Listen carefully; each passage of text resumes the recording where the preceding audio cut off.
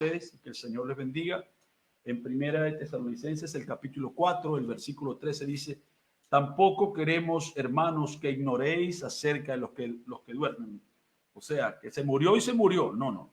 Pablo está diciendo, no tiene por qué ser ignorantes ni a dónde fueron, ni por qué se fueron, ni que se fueron primero o se fueron después, que se les adelantó, su vida se recortó. No, Pablo está diciendo, cuando dice, no queremos que sean ignorantes, Pablo está diciendo, deseo que tengan el conocimiento de lo que significa cuando alguien se adelanta para ir a la presencia del Señor, dejando amados, dejando hermanos, dejando amigos aquí.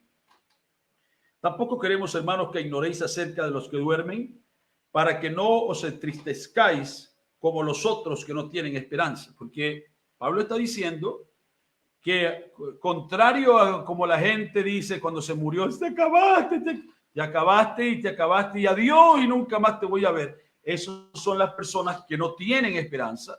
Pero Pablo está diciendo, tienen derecho de entristecerse, pero no pueden perder la perspectiva, no pueden perder la visión, como los que creen que ya por causa de que la vida es una sola y como una vez que se termina, entonces ya no queda más nada. Pablo está diciendo, para que no os entristezcáis como los otros que no tienen esperanza. Porque si creemos que Jesús murió y resucitó, así también traerá Dios con Jesús. Esto está hablando indudablemente de la completación de la segunda venida de Cristo. Nosotros hemos tenido la primera parte de la segunda venida de Cristo, ya sabemos que está dividida en voz de aclamación, voz de arcángel y trompeta de Dios. Lo primero que hemos tenido es el mensaje glorioso que Dios nos trajo. Una aclamación que era un profeta con un mensaje reuniendo al pueblo. Esa es la primera parte de la venida del Señor. La segunda parte de la venida del Señor es la resurrección de los muertos. Y ya sabemos, la Biblia está diciendo que si creemos que Jesús murió y resucitó, así también traerá Dios con Jesús a los que durmieron. Está hablando de que cuando la resurrección venga, será la resurrección de un grupo colectivo. Será un gran grupo de personas, miles de ellos resucitarán desde la primera edad, desde los creyentes, cuando la iglesia fue inaugurada en el aposento alto. Todos estos hermanos que han descansado, ellos aparecerán sobre la tierra. Dice, pero esto no es que ellos van a aparecer o simplemente porque yo estoy tomando a Dios por el cuello y diciendo, yo necesito. No. El orden de la resurrección es que los muertos en Cristo van a resucitar y ellos van a venir cuando entremos en esa etapa gloriosa que es la venida del Señor. Luego dice, por lo cual os decimos esto en palabra del Señor, que nosotros que vivimos, que habremos quedado hasta la venida del Señor, no precederemos a los que duermen, a los que durmieron. Porque el Señor mismo, con voz de mando, con voz de arcángel y con trompeta de Dios, descenderá del cielo y los muertos en Cristo resucitarán primero. Esta es la promesa para alguien que ha perdido un ser amado. Hay una resurrección general. Y esta resurrección general es la primera resurrección, que es el resultado del cumplimiento de la promesa del Señor, para que haya una reunión entre los hermanos que hemos quedado vivos, porque aquí está diciendo, nosotros los que vivimos, que habremos quedado hasta la venida del Señor, que estaremos aquí. Luego dice, los muertos en Cristo resucitarán primero. Luego nosotros los que vivimos, que hayamos quedado, seremos arrebatados juntamente con ellos en las nubes para recibir al Señor en el aire, y así estaremos siempre con el Señor. Por tanto, alentaos los unos a los otros con estas palabras. Padre amado, oramos, recordamos a nuestros hermanos en Lima. Nuestro hermano Juan Sainz, Señor, es un buen amigo nuestro, y el resto de los pastores que están allí, Padre, pasando por diferentes situaciones, y millones de personas que están contagiadas, Señor, solamente en esta ciudad de Lima. Rogamos, Padre, que tú guardes a tus hijos, tus escogidos, que tú seas con ellos, Señor, los protejas de todo mal, los ayudes, Padre, de manera que ellos puedan mantenerse sanos en medio de toda esta tragedia. Y si tuvieran que enfermarse por alguna circunstancia, Tú has dicho en tu palabra, yo soy Jehová que sana todas tus enfermedades.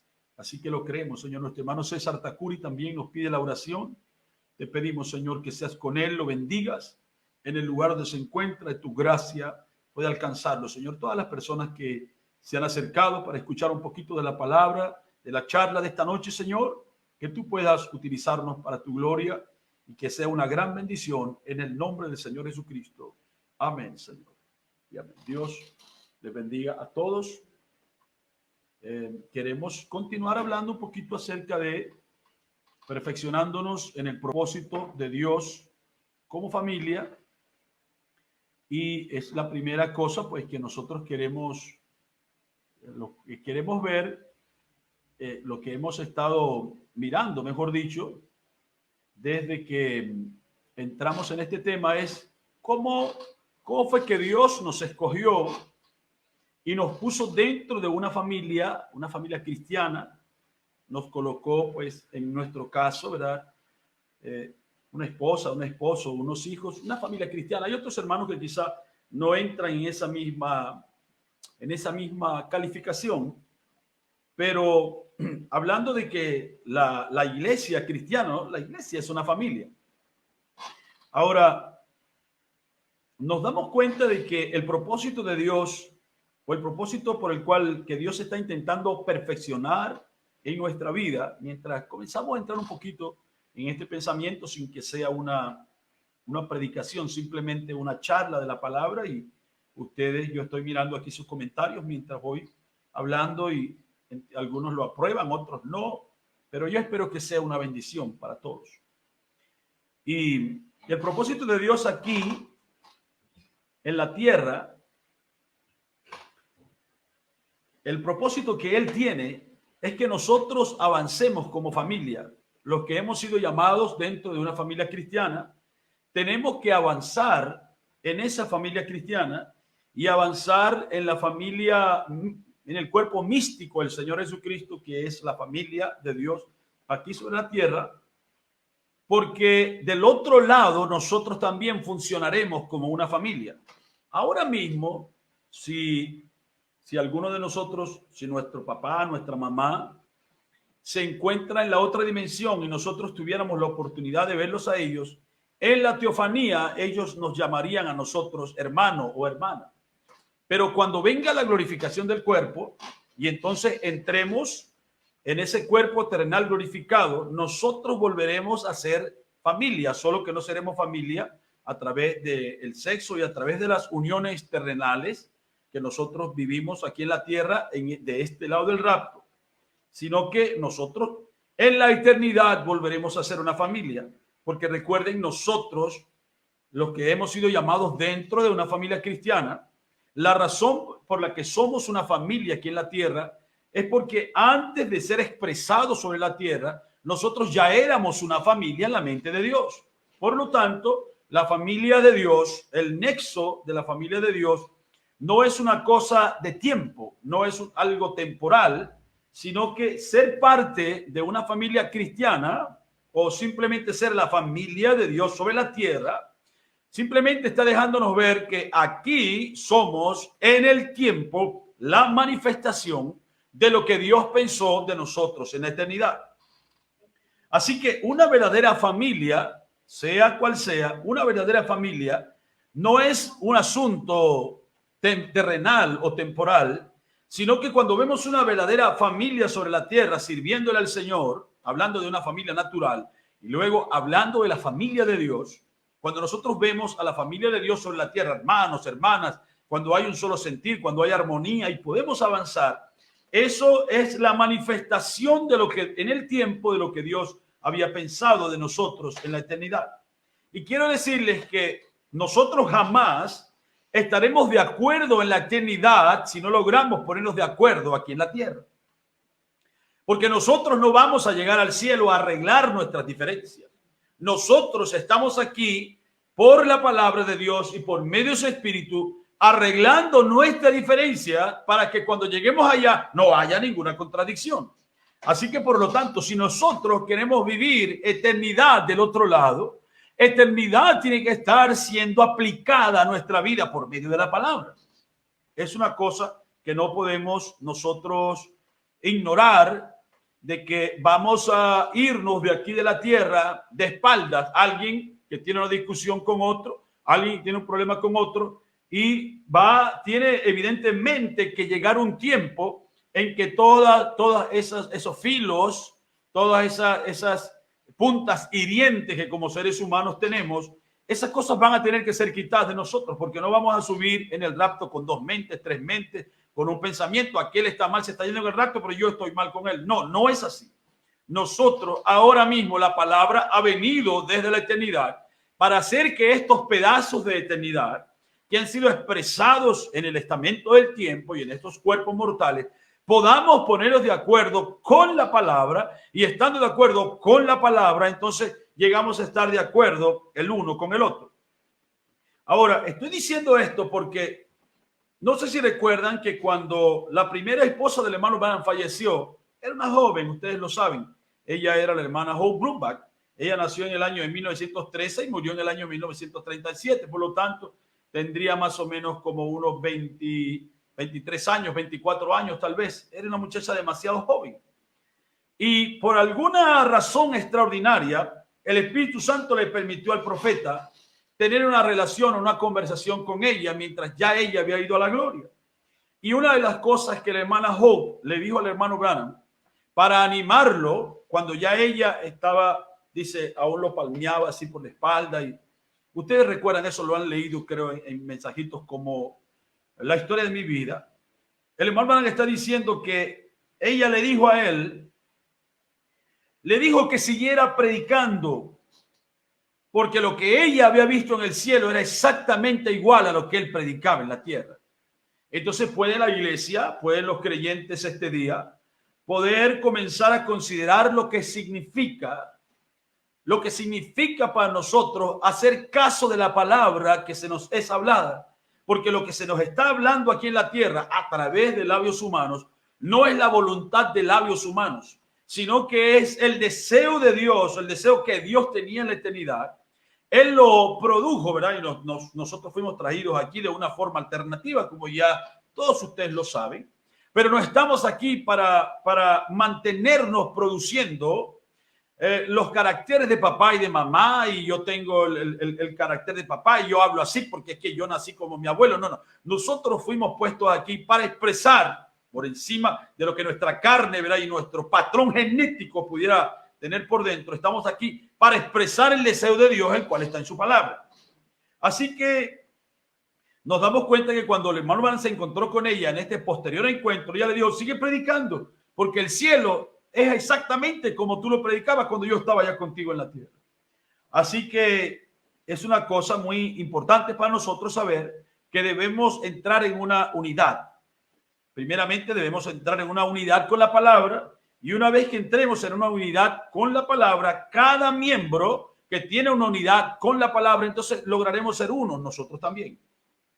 Así que el propósito de Dios es que nosotros podamos caminar como una sola persona. Quiero leer una cita que la Hani colocó esta mañana cuando estábamos viendo la cita para colocar esta mañana, una cita en el mensaje La obra maestra. Dice el profeta, noten la gran obra maestra de la familia. El esposo y la esposa no pueden ser verdaderamente una familia a menos que ellos sean uno. Y ya este pensamiento en sí mismo es un pensamiento demasiado extraordinario. Porque para que nosotros podamos ver a un esposo y a una esposa, tenemos que ir al primer cuadro de la Biblia. Y el primer cuadro de la Biblia fue una familia. Encontramos en el libro de Génesis, el capítulo 2, ¿y qué es lo que nosotros conseguimos? En el capítulo 2, en el versículo 21 dice, entonces Jehová Dios hizo caer sueño profundo sobre Adán, y mientras éste dormía tomó una de sus costillas y cerró la carne en su lugar, y de la costilla que Jehová Dios tomó del hombre hizo una mujer y la trajo al hombre. Dijo entonces Adán, esto es ahora hueso de mi hueso y carne de mi carne. Esta será llamada varona porque del varón fue tomada. Y luego dice, por lo tanto, dejará el hombre a su padre y a su madre. Vean ustedes la profundidad del pensamiento que vino al corazón de Adán. la profundidad del pensamiento, que la expresión que sale habla de padre y madre cuando estos no eran, ahí no había suegra, ahí no había papá, ahí no había nada de eso. Y ahora el pensamiento está viniendo, dice, por tanto dejará el hombre a su padre y a su madre y se unirá a su mujer y serán una sola carne. No está hablando ahora de una familia, la familia perestal, sino ahora está hablando de hijos, está hablando del esposo y la esposa. Está hablando de como lo decíamos la semana pasada, de cómo es que no podemos cambiar el fundamento de una casa sin dañar la estructura. Porque el fundamento de una familia no son los hijos, el fundamento de una familia es el esposo y la esposa. No estamos hablando de padre y madre, estamos hablando de esposo y esposa. Y dice, sigo leyendo aquí, ellos jamás serán una verdadera familia a menos que sean uno. Ellos tienen que ser uno. Si no lo son, no son una buena familia. La esposa tirando para un lado y el esposo tirando para el otro, eso haría una familia horrorosa. Pero más bien un mutuo acuerdo con amor, el uno para el otro. Eso sí es una familia. Y ahora, esa fue la obra maestra de Dios. Y toda la verdadera familia aquí tipifica eso. Toda verdadera familia tiene que tipificar esa misma unidad. Así que, por lo tanto, nos estamos dando cuenta de que no puede haber una efectividad en la familia. No puede haber un fundamento sólido para que unos hijos aparezcan y ellos manifiesten el deseo de Dios que está en el corazón de sus padres, a menos de que ellos lleguen. Y Adán, aquí en Génesis el capítulo 2, está diciendo que todo hombre tendrá que salir de debajo de la autoridad de su padre, tendrá que salir de la casa de su padre, tendrá que comenzar a forjarse un camino con la mujer que Dios puso al lado de él y llegar a ser dos en deseo, en convicción, en propósito, en amor, el uno para el otro. Y aquí, cuando pienso en esto, en cómo es necesario que podamos ser uno en propósito en todo esto, para poder llegar a hacer esto, me hace recordar una escritura muy hermosa que está en el libro de Eclesiastés.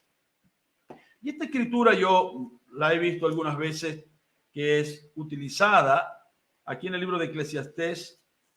Simplemente quiero leérsela para que ustedes vean cómo qué buenas son estas escrituras y podemos darle el enfoque correcto. En el libro de Eclesiastés, el capítulo 4, el versículo 9 dice, mejores son dos que uno.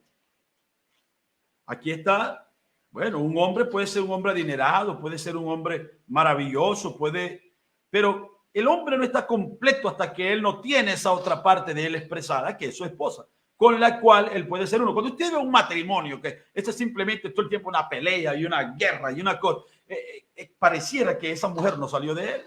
Pareciera que ellos no estaban unidos en la eternidad.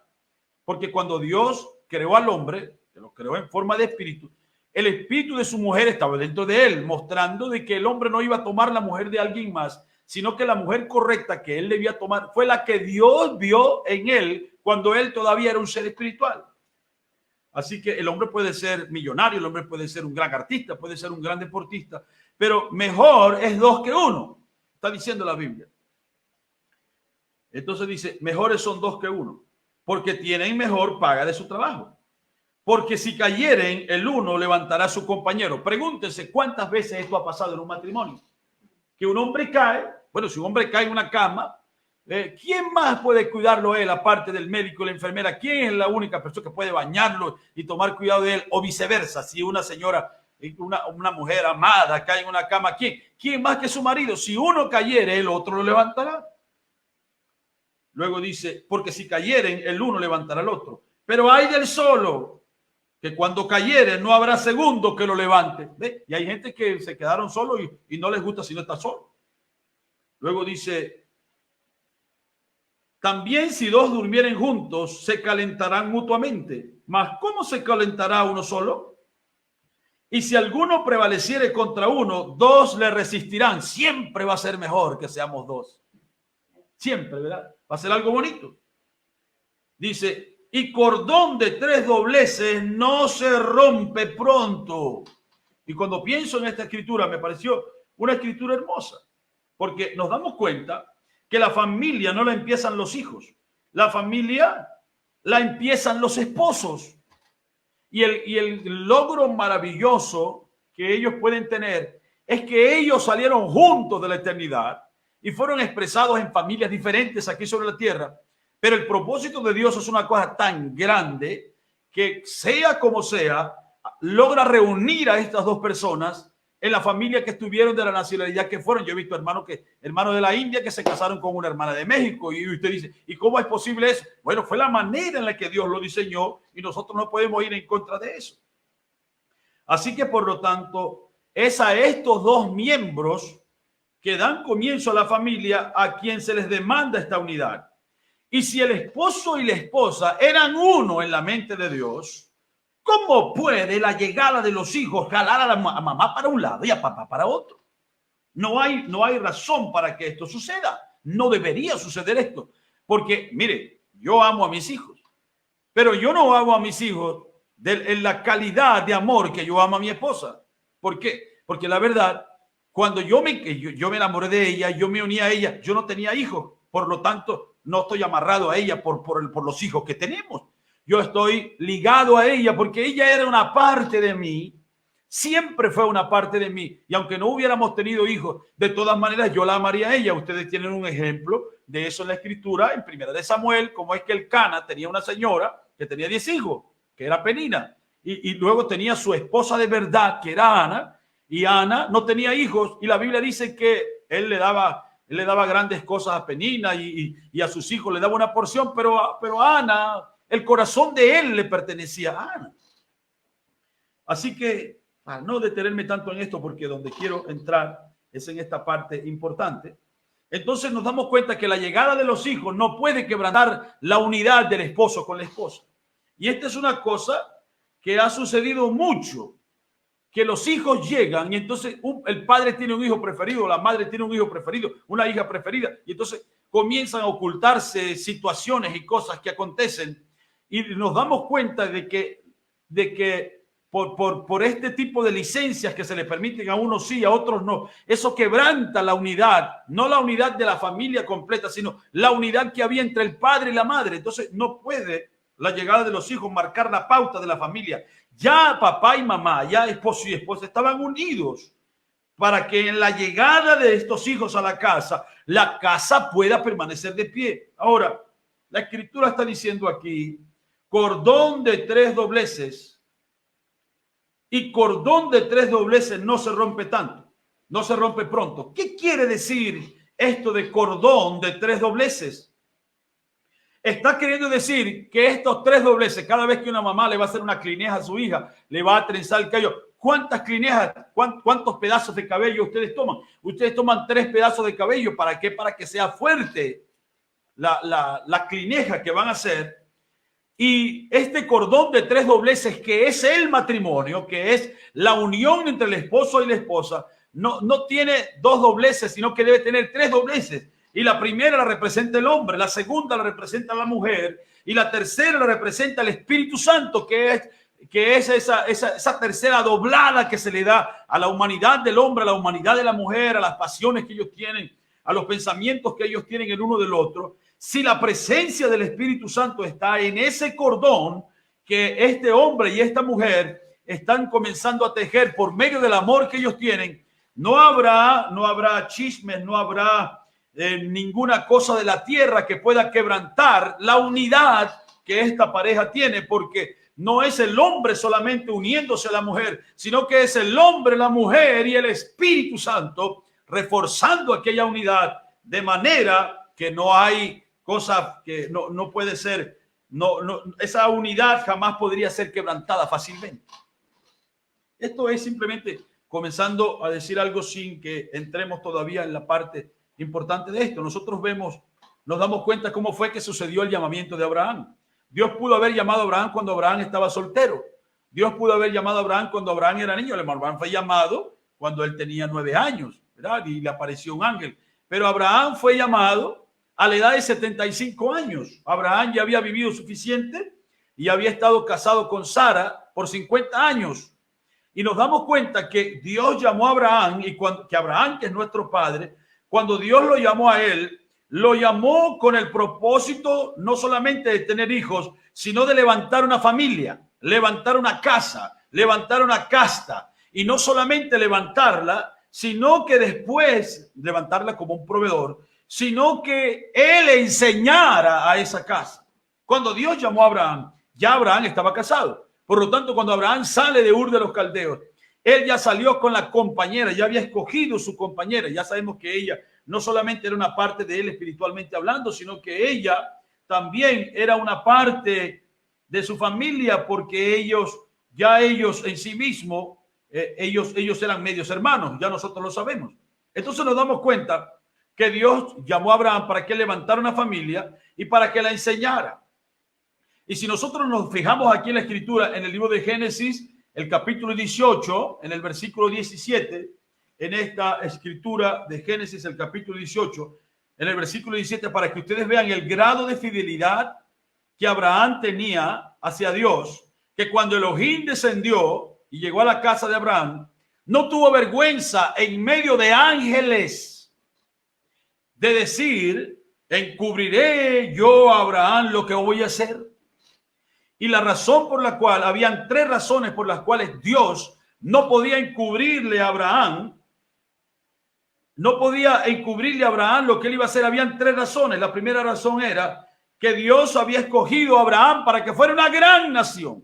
No había escogido para que fuera solamente un predicador, para que solamente fuera un profeta, sino para que fuera el padre de una nación. En segundo lugar, no podía ocultarle lo que él iba a hacer, porque en Abraham iban a ser benditas todas las familias de la tierra. Y en tercer lugar, en Génesis 18, 19, Dios ya sabía que Abraham era la clase de padre que era tan fiel a la palabra de Dios, que aún en su ausencia, fíjense cómo dice la escritura, en Génesis 18, 19 dice: porque yo sé que mandará a sus hijos y a su casa después de sí. ¿Qué quiere decir esto? Está queriendo decir, esta es una clave tremenda en esta enseñanza, la cual nos indica cuál debería ser el verdadero rol de un padre. El padre no puede dejar a su familia huérfana de instrucción espiritual. Y aquí estoy comenzando a entrar en algo, porque usted no solamente es el hombre que paga la renta de la casa, usted no solamente es el hombre que compra la comida de la casa y que paga la educación de sus hijos. Usted fue puesto en su casa de manera, el Espíritu Santo, él quiere tener confianza en usted padre, en usted madre, de manera que él está seguro de que usted va a poder colocar la enseñanza que usted tiene en su corazón, tanto la influencia correcta de la palabra que está en su corazón. Usted va a colocar esto tanto en el corazón de sus hijos, que aún después de su muerte, sus hijos no van a enloquecer psicológicamente. Sus hijos no van a enloquecer espiritualmente, emocionalmente, económicamente. No, porque constantemente usted ha estado enseñándolos a ellos. Dice la palabra, aquí dice: porque yo sé que mandará a sus hijos y a su casa después de sí, que guarden el camino de Jehová, haciendo justicia y juicio, para que haga venir sobre Abraham lo que ha hablado acerca de él. Fíjense ustedes lo seguro que estaba Dios, que Dios sabía que Abraham sería un hombre que no dejaría a su casa huérfana de instrucción espiritual. ¿Cómo podía Isaac permitirle a Jacob que tuviera una esposa mundana, que tuviese una esposa cananea, cuando Jehová le había dicho a Abraham de dónde tenía que sacar la esposa de Isaac? Isaac estaba consciente de que él no podía hacer un yugo desigual. Su padre le había enseñado eso. ¿Cómo podía Isaac dejar incircuncisos a sus hijos cuando su padre lo había circuncidado a él? ¿Cómo podía Isaac apartarse de la enseñanza cuando él,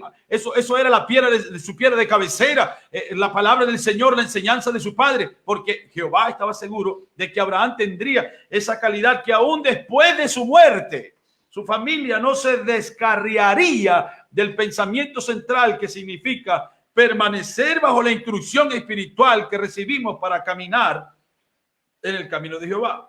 Y aquí yo encuentro una gran falla el día de hoy.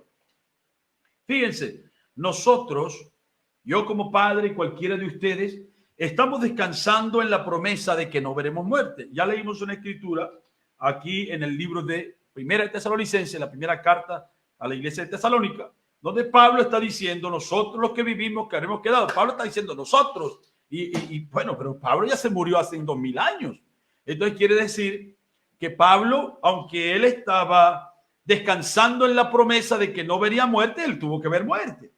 Entonces, nosotros descansamos en la promesa de que no veremos muerte. Sin embargo, constantemente estamos preparando a nuestro hogar, estamos preparando a nuestros hijos, a nuestra esposa, para que en el momento en que nosotros ya no estemos. Yo me recuerdo hace un tiempo la esposa, la viuda de un gran siervo del Señor, ya partió para estar con el Señor.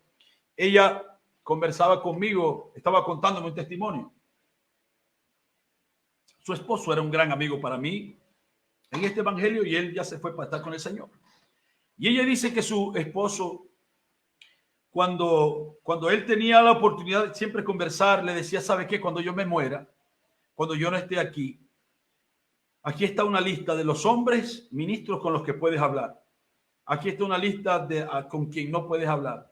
A esta persona no le permita volver a la casa. ¿Qué es esto? Es instrucción espiritual. Él tenía la promesa de que nunca faltaría, pero también estaba preparando su hogar para el tiempo en que él no estuviera.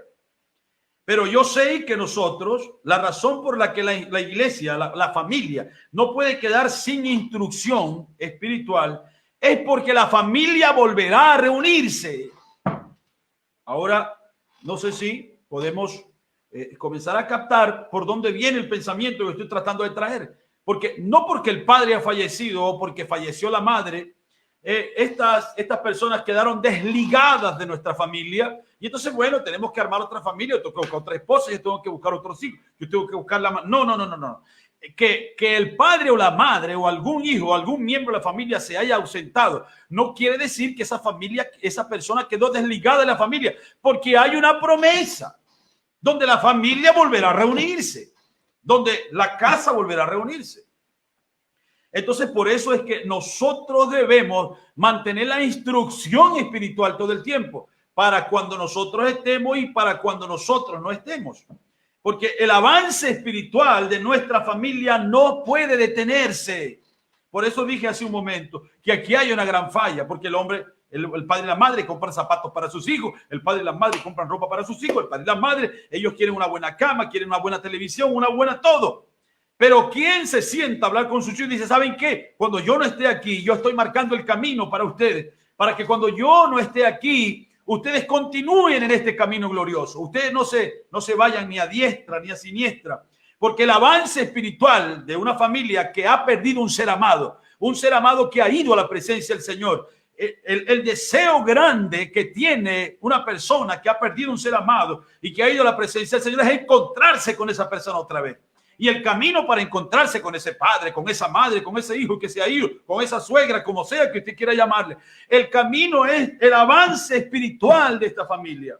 Ese avance espiritual no puede detenerse, porque lo que hay entre Dios y sus hijos es un idilio de amor que jamás podrá ser interrumpido por ninguna circunstancia de la tierra. Y fíjense lo que dice la escritura aquí en el libro de Romanos, el capítulo 8. Vean cómo dice la escritura. En el versículo 35 dice, ¿quién nos separará del amor de Cristo? ¿Tribulación o angustia o persecución o hambre o desnudez o peligro o espada? Como está escrito, por causa de ti somos muertos todo el tiempo, somos contados como ovejas de matadero. Antes, en todas estas cosas somos más que vencedores por medio de aquel que nos amó, por lo cual estoy seguro de que ni la muerte ni la vida, o sea que ni porque esté vivo, ni porque esté muerto, ni la muerte, ni la vida, ni la muerte de papá, ni la muerte de mamá, ni la muerte del pastor de la iglesia, ni la muerte de mi esposo, de mi esposa, ni la vida que ellos vivan, ni ángeles, ni principados, ni potestades, ni lo presente, ni lo porvenir, ni lo alto, ni lo profundo, ni ninguna otra cosa creada nos podrá separar del amor de Dios que es en Cristo Jesús, Señor nuestro. Entonces se dan cuenta ustedes qué hermosa lección nos está dando la palabra. ¿Cómo entonces debemos administrar la instrucción espiritual? Porque la familia no puede detenerse, la familia, a pesar de que falte un miembro. La escritura está diciendo que ni la muerte, ni la vida, nada podrá separarnos. No, pero se murió el esposo y ya los hijos, usted sabe, se murió el gato y los ratones, entonces todos salen a hacer fiesta. No, esa familia va a ser reunida otra vez. Así que es algo que no podemos dejar pasar por alto. Así que aún en la muerte no podemos apartarnos. Murió papá, murió mamá, murió mi tío. Yo sigo adelante. Yo sigo creyendo porque yo sé que hay una promesa. Ahora, nosotros entendemos que esta instrucción espiritual es un ancla que no nos dejará movernos de nuestro objetivo principal como creyentes. He visto con mucho dolor que la partida de un ser amado saca de esa atmósfera, de esa esfera donde se debería uno permanecer. Y aquí quiero entrar en la parte importante de esta pequeña enseñanza que estoy compartiendo con ustedes. Muy sencilla, pero que tiene mucho que ver con nuestra parte como familia, como el objetivo. Es como, ¿por qué se rompe una iglesia? Una iglesia se rompe porque no tenía un fundamento sólido. ¿Por qué se rompe un matrimonio? Alguien dice, es que se acabó el amor. ¿Cómo que se acabó el amor? Si la Biblia dice que el amor nunca dejará de ser. Entonces, si el amor se acaba, ¿es porque no había? Bueno, había una pasión desordenada, había una costumbre, había qué sé yo lo que había. Pero la Biblia dice que el amor nunca dejará de ser. Y lo que nosotros estamos manifestando aquí sobre la tierra es lo que Dios pensó de nosotros en la eternidad. Así que, por favor, seamos espirituales. Ahora, ¿qué pasa cuando muere un ser amado? ¿Qué es lo que pasa? Indudablemente, cuando un ser amado muere, escuchen estas palabras, y son palabras buenas que si ustedes las pueden escuchar y pensar en ellas, dicen si es verdad, si es verdad, si es verdad. Cuando un ser amado muere, indudablemente hay una desestabilización emocional, una desestabilización espiritual y una desestabilización estructural en el núcleo familiar que es afectado. Nadie puede decir que murió papá, murió mamá y que esto no sea algo que le afecte. Yo estoy trayendo esta enseñanza, la he enfocado o la he tratado de focalizar hacia lo que significa la pérdida de un ser querido, porque en este tiempo de pandemia, si ustedes notan en las redes sociales, es impresionante. Nunca se nos habían muerto tantas personas conocidas como ahora. Tantos pastores, tantos diáconos, ministros, amigos, compañeros que trabajaron con nosotros, amigos de la secundaria, toda clase de gente que no es que no debía morirse, sino que, bueno, usted sabe, se mueren cada cuánto y, ay, sabe, se murió fulano, pero ahora es una cosa constantemente está y uno y otro y otro y otro. Así que cualquier núcleo familiar que sufre la pérdida de un ser querido será desestabilizado emocionalmente, espiritualmente y estructuralmente. Si es el padre o la madre quien parte, los hijos son enormemente afectados. Si es la madre que parte, emocionalmente las hijas son más afectadas. Si es el padre que parte, emocionalmente el varón siempre es más afectado porque siempre, usted sabe, hay como una conexión mayor. No tiene por qué ser exactamente una regla, pero sí existe una conexión mayor entre mamá, hija, papá, hijo. Aunque por ejemplo, aquí en nuestra casa nosotros no tenemos, no existe esa perspectiva, pero sí sé que sucede en muchos hogares.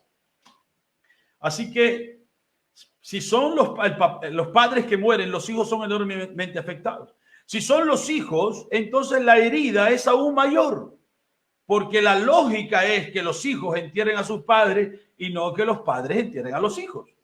Así que, por lo tanto, sea fuerte o débil, sin importar las condiciones espirituales, físicas, morales y económicas.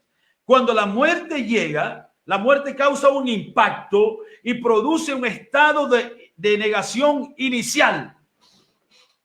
Lo primero que a usted le pasa o que nos puede suceder a cualquiera, cuando estamos delante del hecho de la muerte, lo primero que uno dice es, esto no está pasando. No, esto no es verdad. ¿Por qué? Porque pudiste haber conversado con alguien ayer, podías haber conversado con alguien la semana pasada, podía haber pasado X o Y y de repente, ¡qué rápido! Para mí fue sorprendente. Me acosté el 14 de mayo de este año. Estaba aquí conversando con ustedes, estaba recordando al hermano Eusebio Orozco y hablé de Eusebio porque es mi amigo. Y de repente, cuando amaneció el domingo, el día 15, que fue un día viernes, me parece. Veo a mi esposa toda nerviosita, estaba nerviosa y parecía una gallinita cuando sacó los huevos y entonces no haya que... Y yo vi la cosa rara, despierta muy temprano y cuando me levanto me dice, no te pongas mal. Pero no me ponga mal, pero ¿por qué no me voy a poner mal? Dijo, es que pasó algo. Ay, Señor, ¿qué pasó? Fíjate todas las cosas que se le vienen a uno a la mente. Pero la última persona que estaba en mi mente era el hermano Eusebio Orozco. Yo nunca hubiera pensado, yo dije, se murió mamá, se murió papá, que algo pasó, porque son las personas, primero son nuestras personas más amadas y segundo son las personas más cercanas a nosotros. Y cuando llega la noticia, murió el hermano Eusebio, Dios, la mente de uno viaja como cuando usted busca en Google Earth algo, usted ve que el planeta se mueve, así se le mueve la cabeza a uno. Esto no está pasando. Esto no puede ser verdad. Si yo voy a ir para donde Eusebio me está esperando, voy a predicar. ¿Pero qué es esto? Empieza uno a decir, no es verdad. Comienza un estado de negación inicial que si nosotros no vigilamos, si la instrucción, escúcheme, si la instrucción no es la instrucción correcta, este estado inicial de negación puede llegar a convertirse en un periodo muy largo y complicado, el cual pudiera tragarse una importante cantidad de tiempo, de fuerza y de espacio en la vida suya, que va a ser necesario para que uno sea sanado de ese dolor. Ahora, nos damos cuenta que no todas las personas sanan por igual. Ya sabemos que no todos los cuerpos reaccionan de la misma manera. No todas las personas. Hay una persona que le da una noticia y él se queda.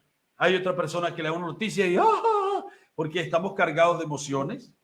Así que no todas las personas reaccionamos igual ante el hecho de una noticia, ante el hecho de una cosa como esta. Pero sin embargo, nos damos cuenta que hay procesos que pueden ser largos y hay procesos que pueden ser cortos.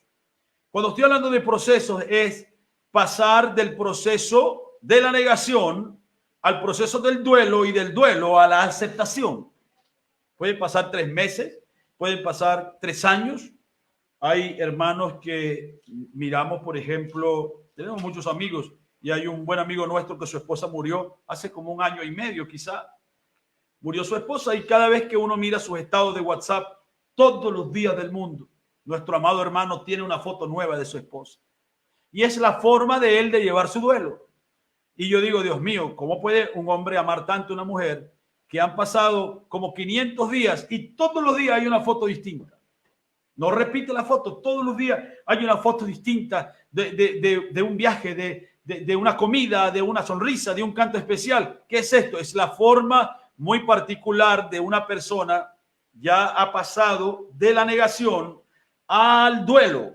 Está llevando su duelo de una forma y su forma de llevarlo es expresarle a los demás que esta persona, aunque no está presente físicamente, está presente en su teléfono, está presente en sus redes sociales, está presente en cada expresión, en cada cosa, porque todavía está en un proceso de sanación. Y digo que hay procesos que pueden ser muy largos, como hay procesos que pueden ser muy cortos. Ustedes ven, por ejemplo, que en procesos que pueden ser muy cortos, nosotros vemos cómo Marta y María, en un periodo de 4 días, ellas pasaron del proceso de la negación, del duelo a la aceptación. Fueron 4 días. Porque encontramos que ellas nunca llamaron a Jesús después que Lázaro murió. Porque ellas no consideraban que Jesús podía hacer algo por Lázaro después de muerto. Ellas llamaron a Jesús cuando tu amigo, el que ama, está enfermo. Tu amigo, el que ama, está en cama. Tu amigo, tu compadre, tu compañero, ven y haz algo. Tienes que ayudarlo, tienes que... Y luego llega la noticia, se murió tu amigo. Pero ellas nunca dijeron, ven a resucitarlo, ven a levantarlo. No, ellas no dijeron eso. Sino que nos damos cuenta que ellas creían que Jesús podía hacer algo por Lázaro mientras Lázaro estaba vivo. Pero una vez que murió, cuando Jesús llega a la casa, habían pasado 4 días de la muerte de Lázaro. Dice la Biblia que Jesús dijo, quiten la piedra. Y cuando Jesús dijo, quiten la piedra, entonces una de ellas dijo, Señor, ya hiede. Señor, ¿para qué vas a quitar la piedra? Ellas no estaban frotándose las manos diciendo, oh, el Lázaro va a resucitar entre los muertos. No, ellas estaban conscientes de que ya no había nada ni nadie que les iba a devolver a su hermano y que era preferible aceptar la pérdida y asumir el duelo y tratar de sanar la herida juntas mientras la vida continuaba. Sin embargo, había un propósito eterno de Dios. Y aquí es donde quiero hacer el énfasis, que hay un propósito eterno de Dios. Las obras de Dios son gobernadas por la fe de Dios, y nada, ninguna cosa que Dios pueda hacer ahora, Dios la está haciendo o la va a hacer porque yo comienzo como un muchachito, ¿sabe? A jalarle la camisa a Dios. Señor, Señor. Dios no actúa así. Cuando usted está pensando de que usted se ve, Señor, Señor, Señor, Señor, Señor. Y entonces, bueno, sí, está orando bastante, yo lo voy a aceptar. No, eso ya estaba apuntado en la voluntad de Dios, que usted iba a insistir, que usted iba a perseverar. Ya Dios lo había visto así, porque nadie puede cambiar la mente de Dios. Dios puede permitir en su voluntad permisiva que usted haga esto, usted haga aquello, usted haga lo otro. Hay gente que yo he visto, por ejemplo, la voluntad permisiva, en la voluntad perfecta de Dios, Dios nunca las vio siendo madre, pero en la voluntad permisiva a ellas le fue permitido adoptar una criatura, y luego vemos que el fin de esa adopción es un problema grande. Entonces, eso está queriendo mostrarnos que fue Dios permitiéndole a la persona en una voluntad permisiva que hiciese algo que no estaba apuntado en la voluntad perfecta. Pero la voluntad perfecta de Dios es una sola.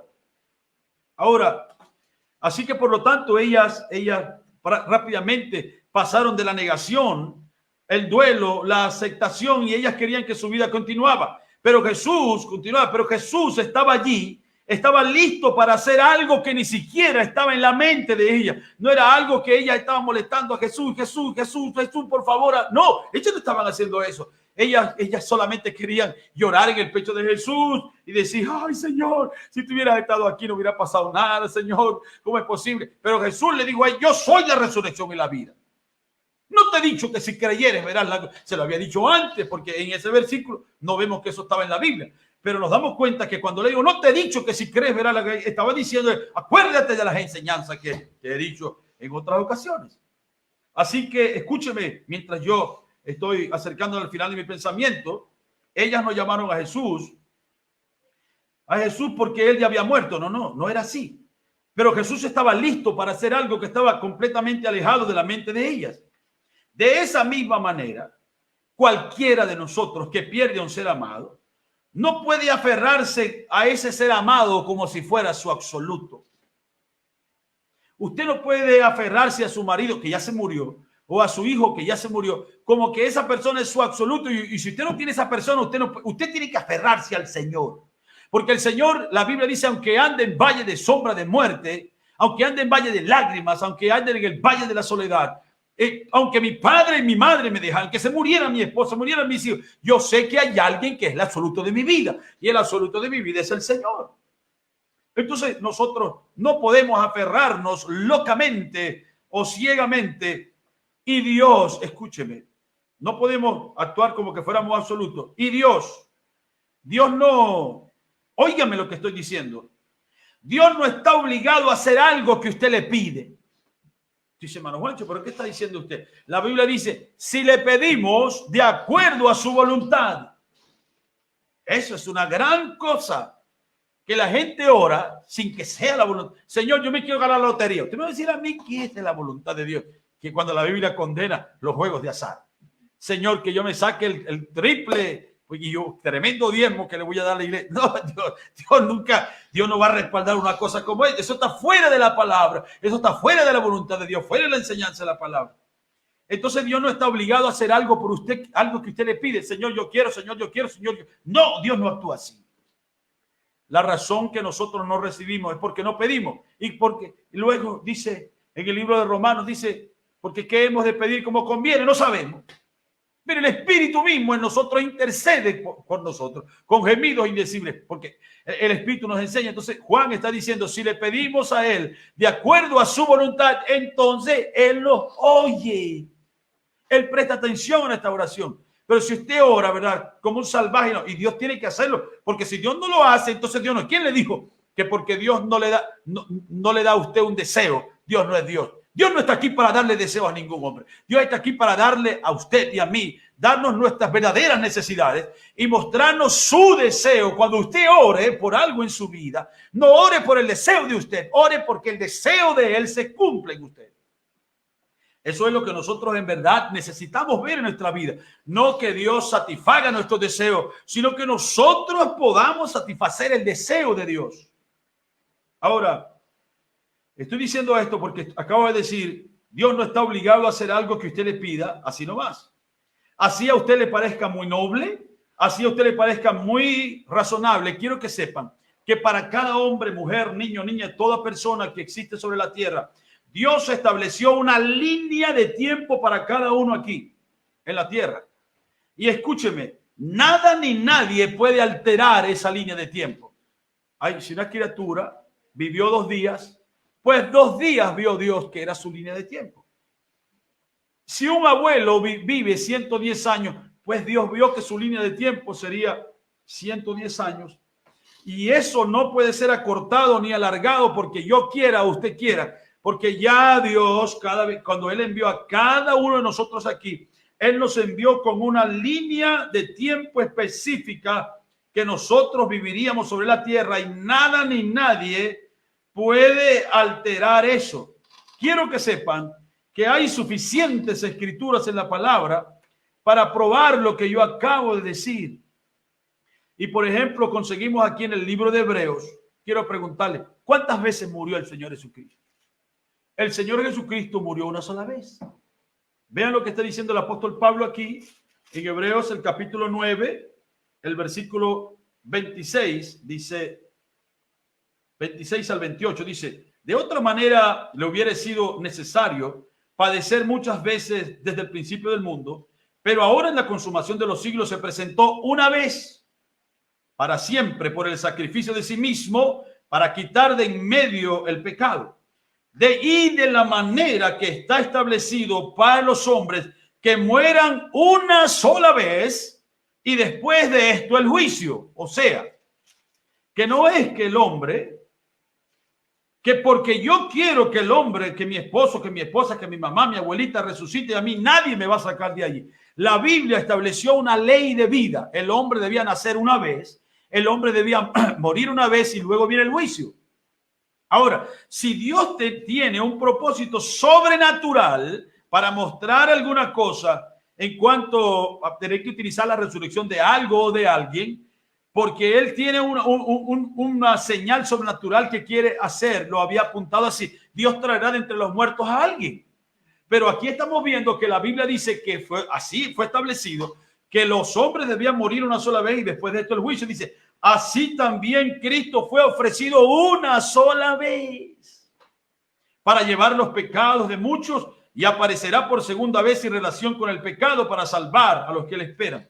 Esto es en el libro de Hebreos, el capítulo 9, versículo 27. Y hay una escritura en el libro de Eclesiastés también. Muy buena esta escritura. En el libro de Eclesiastés, el capítulo 11, el versículo 3 dice, si las nubes fueren llenas de agua, sobre la tierra la derramarán. Si el árbol cayere al sur o al norte, en el lugar que el árbol cayere, allí quedará. ¿Qué está diciendo esto? Que como el árbol cae, así queda. Si el hombre murió una vez, pues así debe quedar establecido. Luego Pablo está diciendo, aquí en el libro de Hebreos, que fue establecido que los hombres mueran una sola vez y luego vendrá el juicio. Por lo tanto, nadie puede alterar el plan de Dios para una vida. Yo no puedo aferrarme y decir, vean ustedes, por ejemplo, el hermano Branham tenía el poder de la vida y la muerte. ¿Por qué no resucitó la primera esposa del hermano Branham? ¿Por qué su papá murió en sus brazos y el hermano Branham no pudo resucitar? ¿Por qué su hermano Donnie muere? ¿Por qué luego llega la noticia, su mamá está muriendo? ¿Y por qué mueren en los brazos del profeta? Y él no, ¿por qué no podía alterar la línea de vida? Dios estableció que era una línea de vida y esa línea de vida no puede ser quebrantada porque está atada a la palabra de Dios. Ahora yo les pregunto, Lázaro murió y resucitó. ¿Está vivo Lázaro o está muerto? Volvió a morirse. Porque Lázaro vivió por razón de que había un propósito. Y el propósito que Dios tenía era que Dios necesitaba mostrarse como la resurrección y la vida. Así que esta escritura de Eclesiastés 11:3 es tremenda, o tiene un tremendo significado para entender la línea de vida que cada ser humano tiene. Así que a menos que haya un propósito sobrenatural por el cual Dios nos ha permitido la muerte de alguien y Él quiere usarla para mostrar su poder, no podemos ordenarle a Dios que haga algo porque usted y yo querramos que así sea. Jesús dijo, acuérdense, que Jesús estaba pasando un gran dolor en el huerto del Getsemaní y Él nunca dijo, yo no quiero esto. Él dijo que no pase esta copa como yo quiero, sino como tú quieres. Que no sea como la voluntad mía, sino que sea tu perfecta voluntad. Ahora, ¿cuál era el propósito de Dios en la resurrección de Lázaro? Ya estoy terminando. ¿Cuál era el propósito de Dios en la resurrección de Lázaro? O, por ejemplo, en la resurrección del hijo de la viuda de Sarepta de Sidón, en la resurrección del hijo de la Sunamita, en la resurrección del hijo de la viuda de Naín. ¿Cuál era el propósito que Dios tenía? En cuanto a la resurrección del hijo de la viuda de Naín, perdón, la viuda de Sarepta de Sidón y la resurrección del hijo de la Sunamita, el propósito que Dios tenía es que Dios necesitaba tener en el Antiguo Testamento un tipo y sombra de lo que Jesús iba a hacer en el Nuevo Testamento. Ahora, si nosotros podemos alterar la línea de vida, como vemos a Superman, que cuando Luisa Lane la matan, se le empieza a darle vuelta a la tierra para alterar la línea de vida y retroceder el tiempo. ¿Por qué cuando Caín mató a Abel, por qué Adán no hizo eso? ¿Por qué Jehová, en vez de esperar que Seth naciera, por qué Jehová no resucitó a Caín? A Abel, porque la línea de vida del tiempo de Abel era exactamente esa y no podía ser quebrantada, porque él tenía un sustituto para Abel y era Seth. Entonces no podemos, usted no sabe qué tiene Dios adelante, qué está tratando Dios de enseñarnos con la ira de un ser amado. Usted dice, caramba, este COVID vino. No es el COVID, no es la neumonía, no. Es una línea de vida que fue trazada. Y nosotros vemos, por ejemplo, así que vemos, para terminar este pensamiento, vemos que Dios necesitaba tener un tipo en el Antiguo Testamento para que su señal fuese sin duda la señal del Mesías. Y él debía mostrarse así como fue una señal Elías y Eliseo trayendo la resurrección de estos niños. Entonces Jesús tenía que hacer exactamente la misma señal que había sido prometida el Mesías. Luego encontramos a Pablo en el libro de Hebreos, el capítulo 11. Aquí Pablo no está hablando de la resurrección de los muertos. Aquí Pablo está hablando de la fe. En el libro de Hebreos, el capítulo 11, todo tiene que ver con la fe. Todo es fe, todo es fe. Y Pablo está haciendo una apología. Pablo está haciendo un recuento de lo que hombres y mujeres por la fe lograron en el pasado. Y aquí en Hebreos 11:34 dice 32. ¿Y qué más digo? Porque el tiempo me faltaría contando de Gedeón. No contó de Gedeón. De Barak, de Sansón, de Jefté, de David. No habló de David. Porque imagínate, iba a llenar el libro.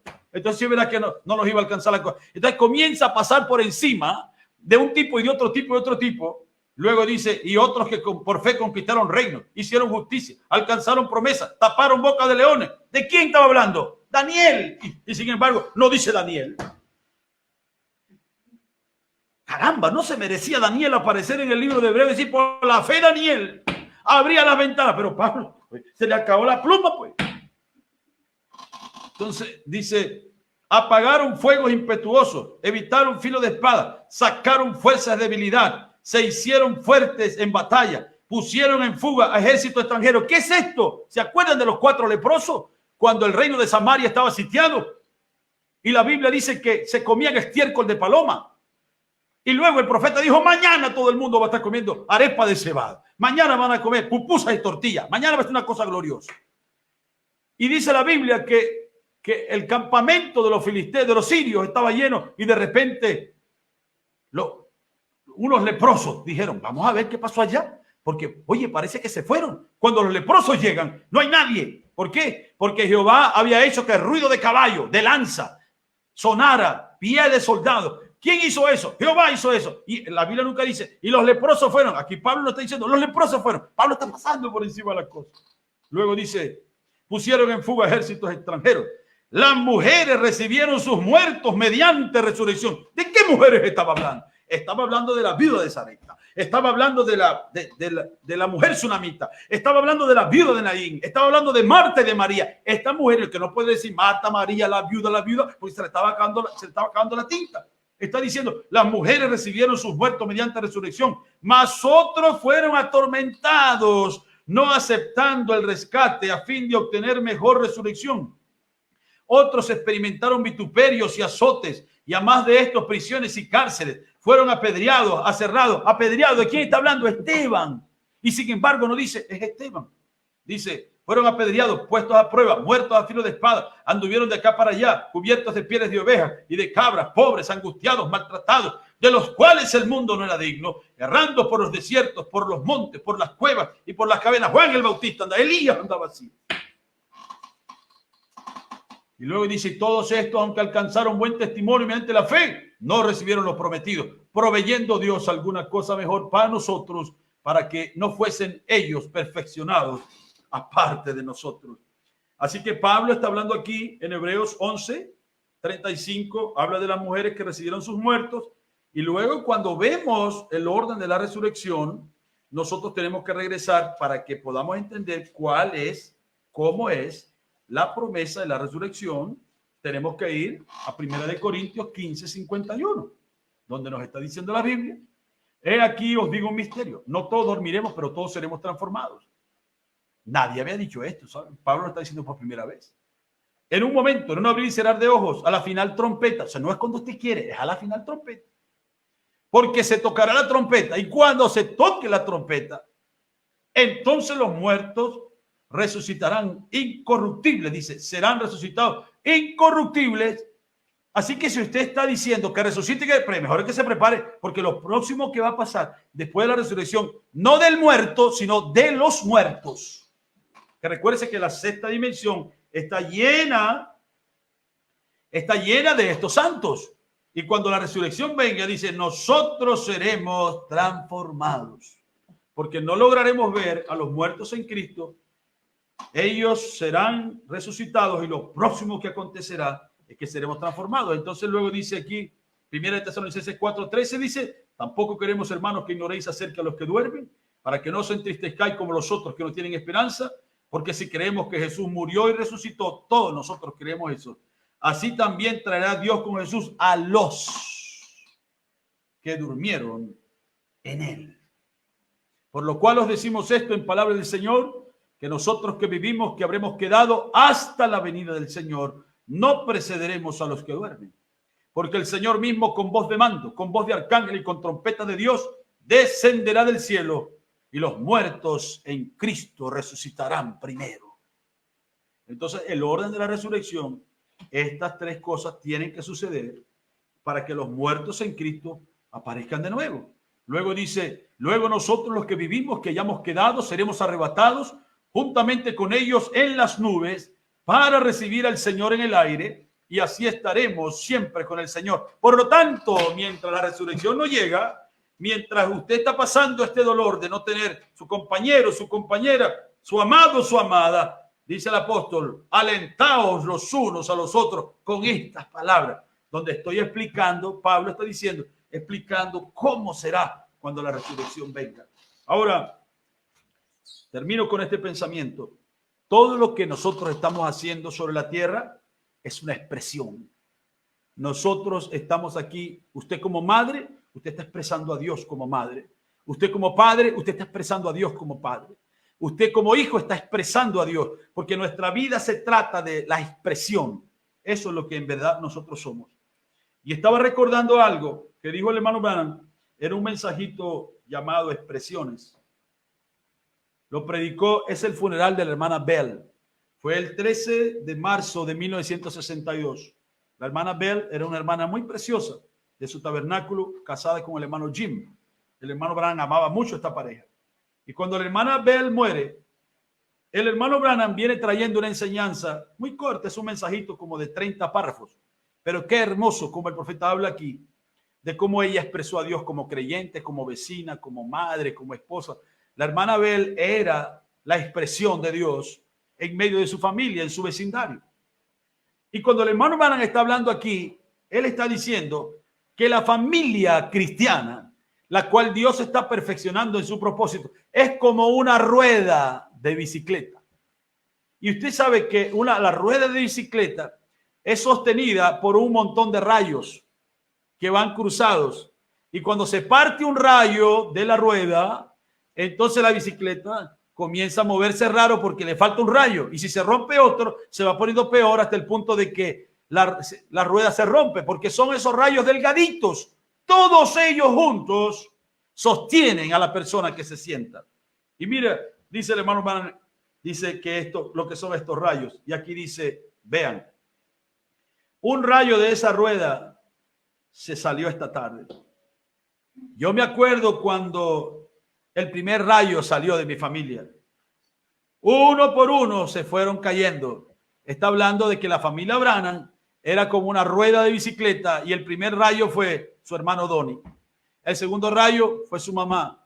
Luego otro hermanito de él. Luego su papá y luego su mamá.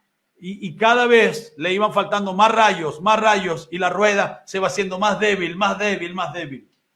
Dice el profeta, uno a uno irán pasando, pero no será, it won't be too long, no será demasiado tarde. Escúchenme, cuando esa rueda va a ser reunida otra vez en una rueda, en una tierra donde no habrán ruedas rotas. ¿Por qué? Porque el rayo que es papá, el rayo que es mamá, el rayo que es tu esposo, que era la expresión de Dios aquí en la tierra, fue tomado para ser llevado a una tierra donde tú también vas a ir. Y la rueda de la familia Espinosa, la rueda de la familia Sequera, la rueda de la familia Pérez, Brizuela, quien quiera que, quizás le falta un rayo hoy, quizás el COVID le quitó un rayo, quizás la neumonía le quitó un rayo, pero déjeme decirle, nosotros vamos a una tierra donde no habrán ruedas rotas otra vez, sino que los rayos estarán completos porque vendrá la resurrección de los muertos, vendrá el cambio de nuestros cuerpos, iremos a la cena de las bodas del Cordero, luego regresaremos a la tierra para estar 1000 años aquí y no va a ser que, ay, pobrecito mi papá, no, nosotros viviremos como familia aquí sobre la tierra, volveremos a estar con nuestros padres, volveremos a estar con nuestros hermanos, por encima del sexo y por encima de las demás cosas, nosotros viviremos como una familia perfecta sobre la tierra, dice el profeta. Entonces, esta rueda va a ser reunida otra vez en una tierra donde no habrán ruedas rotas, donde la gran economía de Dios lo habrá logrado y entonces podrá rodar por todas las edades.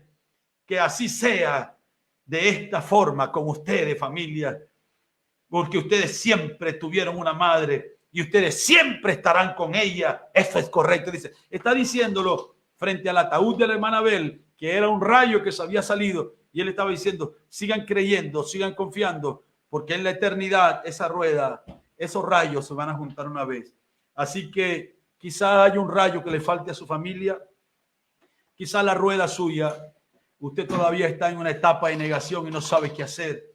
Y culpa esto, culpa aquello, se ha llenado de rabia porque alguien dijo, aquí o allá, usted no haga caso de eso. Su esposo vivió 60 años con usted, su esposa vivió 80 años con usted. Ellos estuvieron aquí reflejando a Cristo.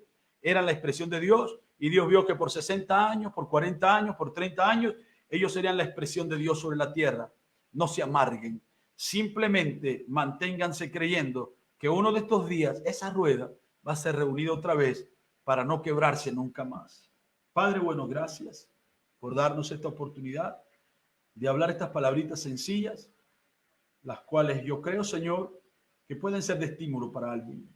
Yo te ruego, mi Señor, que tú ayudes tantas personas que pudieran estar pasando por diferentes situaciones, diferentes problemas, Señor, yo no lo sé, pero tú sí lo sabes. Por favor, Padre, trae consuelo a cada corazón, envía tu gracia sobre cada familia y permítele, Señor, de alguna manera comprender que no es algo de lo cual nosotros podemos convencerte, sino que tiene que ser tu perfecta voluntad y tenemos que aceptarla. Y tenemos que seguir caminando porque esta familia va a ser reunida otra vez. Esta rueda va a rodar otra vez. Y no habrán dolores, no habrán quebrantos. Gracias te damos, Señor. Bendito sea tu nombre. Permite que la palabra haya entrado en algún corazón, que hayan sido bendecidos en el nombre del Señor Jesucristo. Amén, Señor. Amén.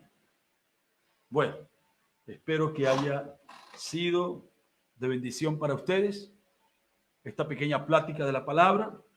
Mañana estaremos con nuestro hermano Eric. El domingo por la mañana estaremos predicando para el Tabernáculo Elohim en Caracas, Venezuela, y para el Tabernáculo Omega también en Barcelona, Venezuela. Y los hermanos que quieran estar con nosotros a partir de las 10 de la mañana estaremos ministrando la palabra del Señor a las 9 de la mañana, mejor dicho, porque Venezuela está una hora después. Así que necesitamos comenzar a las 9 de la mañana para estar con nuestros hermanos. Dios les bendiga a todos ustedes. El hermano Helmut Enrique Martínez dice: gracias, Señor, por tu palabra. Manténme en ti, Señor Jesucristo. El hermano Alexander Rodríguez: Dios te siga bendiciendo, hermano, a toda tu familia. Hermana Morelia Vizuela: amén, bendita promesa. Hermana Marlene: Dios le bendiga. Hermano Santi Brizuela: Dios le bendiga. Hermano Juancho, gracias por la palabra que ha traído el día de hoy. Sin duda ha sido de aliento para nuestros corazones. Toda la gloria sea para nuestro Señor. Salchitabla: excelente enseñanza. Dios le bendiga, hermano Juan Espinosa Juancho. Carmita Villasagua: muy bueno el mensaje. Carmita, tienes un rayo allá del otro lado. Tienes un rayo que está esperando. Así que todo el que tiene esta esperanza tiene que purificarse.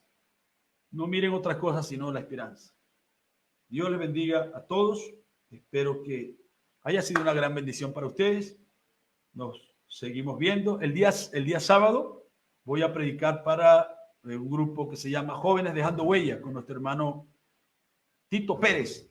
En Ciudad Juárez tienen una convención internacional de jóvenes. Me han pedido que predique también con ellos. Así que el día sábado estaremos compartiendo con nuestros hermanos. Que Dios les bendiga. Saludos, hermano Nicasio. Buena enseñanza. 3 mensajes poderosos. Gracias, querido hermano. Hermana Nidia Morales: gracias a Dios por su palabra. Dios le bendiga. Carmita dice: amén. Me está esperando. Claro que sí. No, nada se ha perdido. Simplemente un tiempecito de ausencia, de separación. Dios les bendiga a todos en esta noche. La gracia del Señor Jesucristo sea con ustedes. Hasta la próxima.